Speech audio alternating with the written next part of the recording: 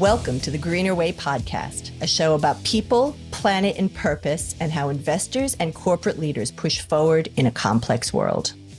Welcome to the Greener Way. My name is Rose Mary Petrass, Senior Journalist for FS Sustainability. Today, we're taking a deep dive into the world of blue finance. To explore this topic, I'm speaking with Lucy Holmes, Senior Director of Blue Finance for WWF US Oceans Markets and Finance. Welcome to the program.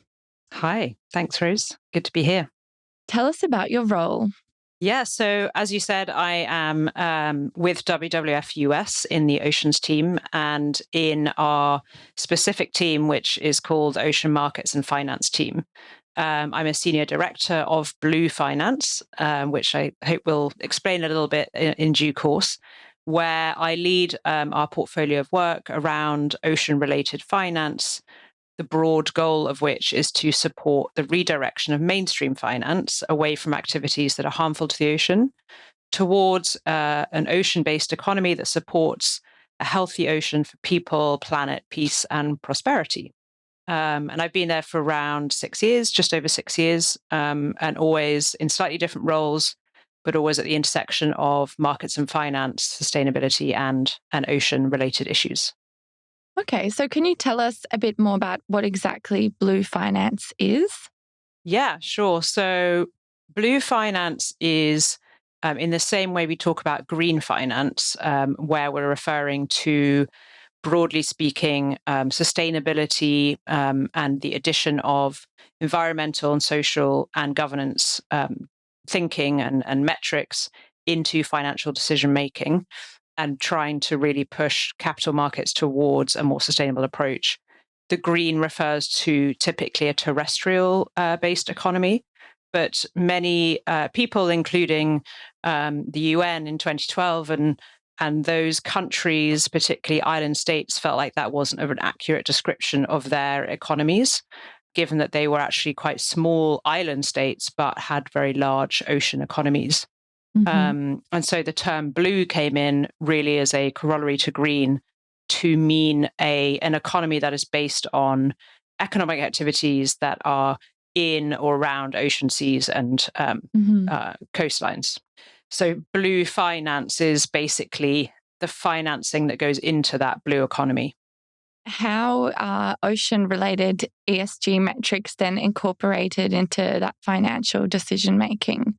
Yeah, so I think one thing to note is that obviously for the term blue, it doesn't necessarily mean sustainable. And actually, from a WWF standpoint, alongside many other partners, including the World Bank, have defined a sustainable blue economy as one that provides social and economic benefits today and tomorrow, so for current and future generations, one that restores, protects, and maintains the diversity of marine ecosystems, and one that's based on clean technologies, renewable energy, and circular material flows.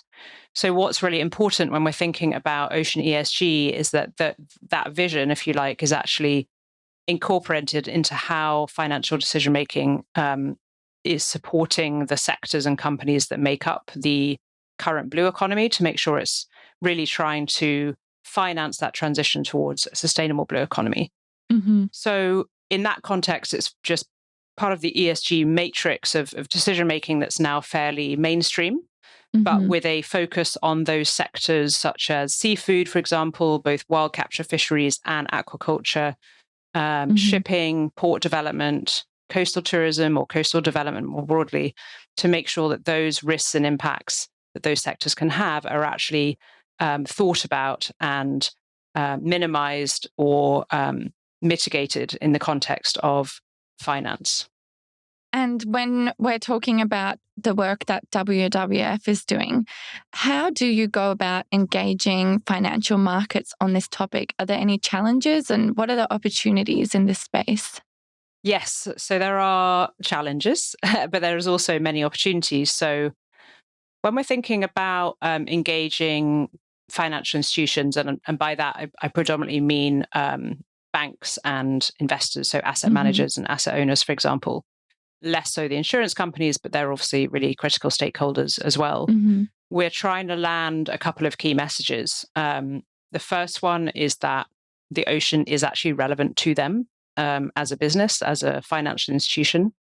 There are two sort of statistics that we try to articulate why the oceans matter. So, for example, in 2015, WWF put out a report that said that the ocean economy was equivalent to the world's seventh largest economy, that was worth around 24 trillion US dollars in asset value, producing benefits of around 2.5 trillion US dollars every year.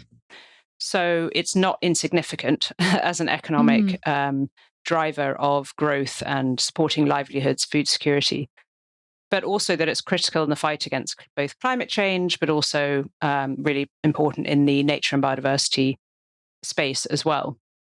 So that's really the first thing, is that oceans matter, but also that the current state of the ocean, so ocean health, is in decline. And we can see that using all the different indicators of health, which very sadly, is increasing with the onset of pollution and climate impacts as well as natural resource decline. So actually that value, which is really intrinsic to a sustainable ocean economy, is at risk. And so we try and translate that for investors and banks into the context that they're looking at, which is the value of those assets or revenues that companies obviously rely on. And we did a report that found, for example, that over 2/3 of listed companies globally are in some way exposed to that ocean health decline, and therefore that value at risk, with over $8.5 trillion at risk over the next decade or so. But also tried to say that number radically decreases. So there's much more value kept in the system if we can adopt a sustainable development pathway. And so the third message is really that there are things that banks and investors can be doing, that they can be doing today, and that they can be doing with us and other partners. And that includes, for example, really having very robust sector specific policies that really articulate how they're going to lend or invest in these sectors, again, so that they're really avoiding the worst of the worst in terms of both risks and impacts, that they are really working to understand how companies can transition, what that transformation pathway looks like, as well as actively looking for those companies or projects that are actually aligning themselves with a future healthy ocean and a sustainable blue economy. So those are a couple of the ways that we try and engage financial institutions. And there's much more in there, of course, that maybe we can unpack. Wow, that is a huge amount of capital involved in this sector. So WWF's ocean strategy, what is that? And what are some examples of some innovative financial mechanisms that have been successful in supporting these goals?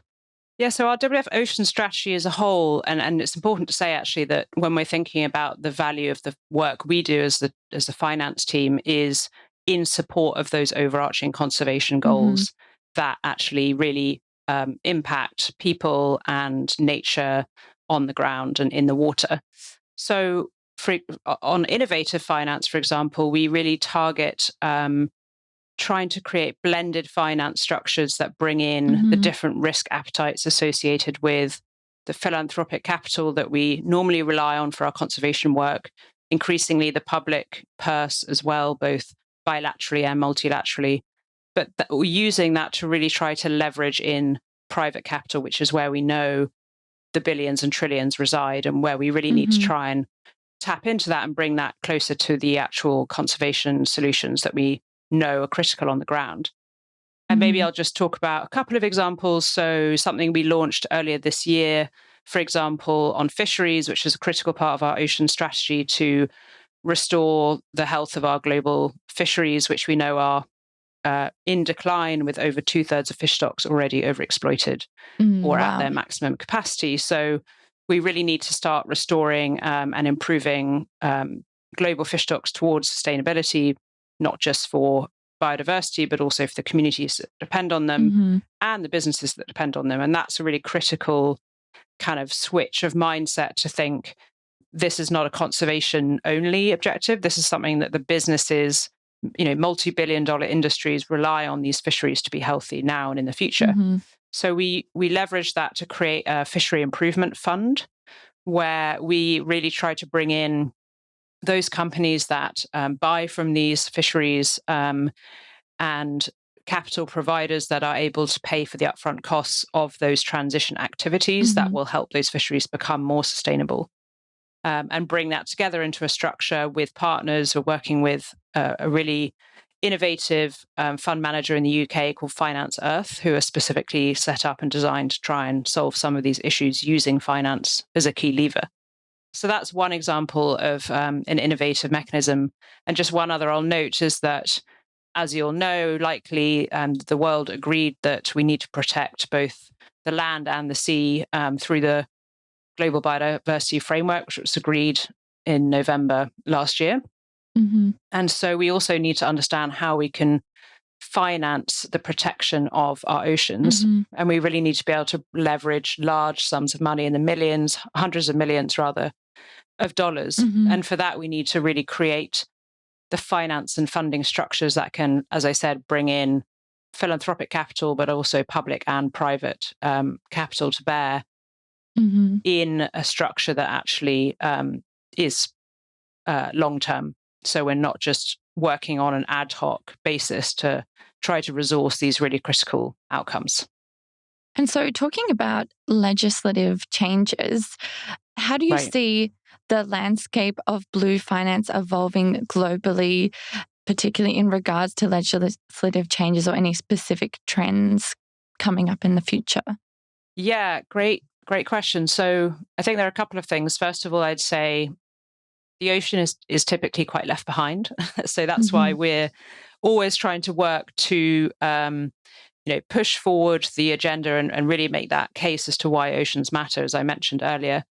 And we do see that there is growing interest in this space, and particularly with the advent of a bigger nature and biodiversity agenda. We know that climate's critical for oceans, ocean health as well, and for the health of the ecosystems. So both the increasing focus on climate with recent developments at COP, for example, as well as recent developments and more high-level support for the nature and biodiversity agenda, we do see that oceans are slowly beginning to come into the light, as it were. And so it's not really a standalone issue. It's really part of these bigger agendas, but making sure it stays on those agendas. And I think, for example, the task force on nature-related financial disclosure, for example, is really critical because that highlights, for example, that sectors like seafood are actually a very critical nature-related commodity that companies ought to really disclose on. And whilst that is a voluntary initiative, we do hope that at some point over time, like the TCFD, certain countries or bodies will adopt that as in a mandatory way in some fashion. And one other thing, I think just looking at the world, there's like different, obviously we're at different stages. In Europe, there's a lot of legislation at the moment really around disclosure and transparency. And that will, has a large impact on ocean-related sectors, but obviously sectors in all different spheres will need to really start to understand the risks and the impacts that they have and are exposed to and start to report on those. So that's something that I think could be a game changer in terms of how much information we have to work with. And speaking about reporting, how do you measure impact in blue finance initiatives, and what role does effective reporting play in encouraging more widespread adoption of sustainable financial practices in the blue economy? Yeah, so there's no universal way to measure impact in blue finance initiatives because they are quite different in nature. But WWF and others we have a very robust monitoring and evaluation system of all of our conservation work. And so anything that we do that touches down in our priority seascapes, for example, will have a framework that can measure particular impacts at a seascape level. But we also need to have metrics that can really monitor and measure impacts at a more global level. So those two things can work in tandem, I think. And at a seascape level, we might be able to measure really kind of concrete outcomes, such as increase in fish stocks, for example, mangrove cover, if the finance mechanism is targeting that particular area, or livelihoods that are dependent on these resources, how they're improving over time. So really tangible impacts.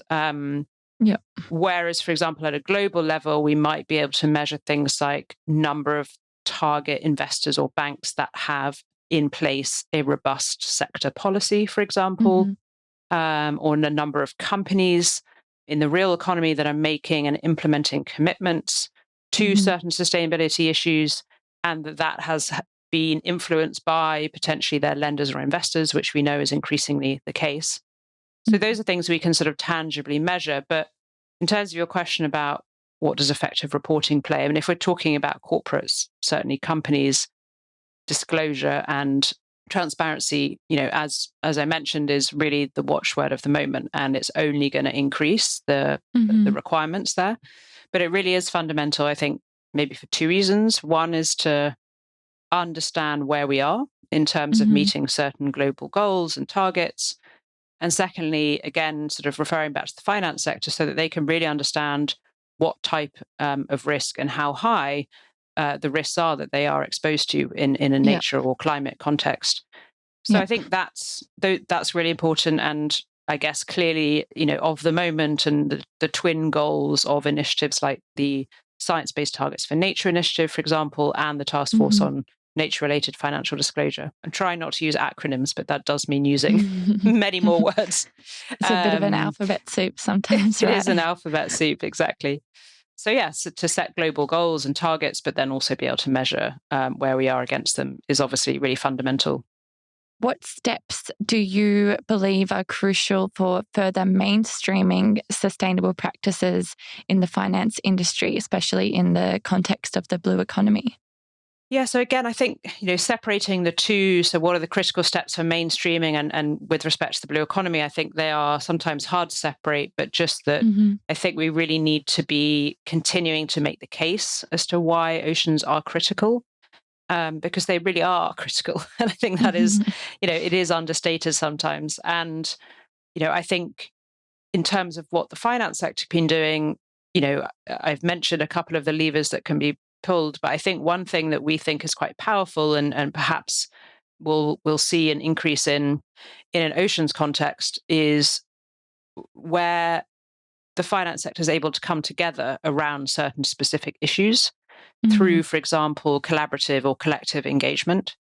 So just to give you a very quick example, we actually launched something with a couple of key partners, such as the UNEP FI Sustainable Blue Finance Initiative, with the Fair Collar Initiative based in the UK, the World Benchmarking Alliance, and Planet Tracker, to bring over 30 investors together in a focused engagement with target companies around traceability in sustainable in seafood supply chains. So that's a really interesting and we think very targeted approach to actually really go into very tangible and meaningful efforts where instead of working on an ad hoc one-to-one basis, you can actually really sort of create a cohesive and coherent set of asks to companies. And I think there's a lot more that we could be doing there, for example. Today, we've been hearing from Lucy Holmes, Senior Director of Blue Finance for WWF US Oceans Markets and Finance. Thank you so much for joining us today all the way from London, Lucy. Thank you so much for having me. I'm Rose Mary Petrass. Thank you for tuning in to The Greener Way.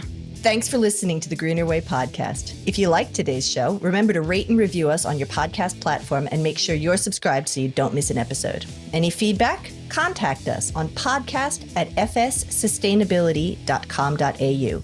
I'm Rachel Allen-Backus. The Greener Way podcast is a product of FS Sustainability, a show about people, the planet, and investing in our collective future. All information in this podcast is for education and entertainment purposes only.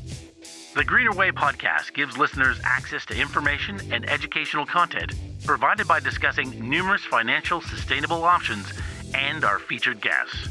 It is not intended as a substitute for professional, legal, or tax advice. The hosts of The Greener Way are not financial professionals and are not aware of your personal financial circumstances. FS Sustainability operates under an Australian Financial Service License and the exemption made available under the Corporations Act 2001 in respect to any information or advice given. Before making any financial decisions, you should read the product disclosure statement and, if necessary, consult a licensed financial professional. For more information, head to the disclaimer page on the FS Sustainability website, fssustainability.com.au.